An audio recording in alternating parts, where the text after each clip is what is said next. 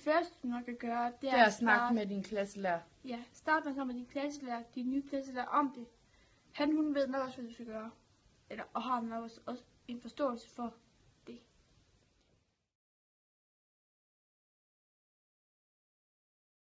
Du kan også gøre det, at du kan snakke med dem i din klasse. Som du føler dig tryg ved. Ja, som du føler dig tryg ved.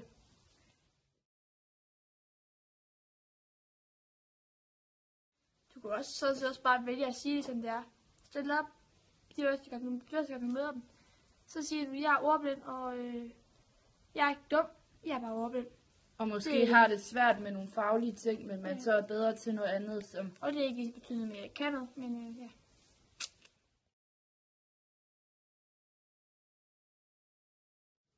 Du kan stille sig op og holde et foredrag om at være ordblind. For klassen om at ligesom at være det der med at være ordblind, og hvordan det er. Så dine klassekammerater får en forståelse af, hvad det du går igennem. Og hvilken det kan også være, at der er nogen, der er ordblinde i din klasse, men som holder det skjult. Ja. Og så hjælper du sådan set også dem med at fortælle.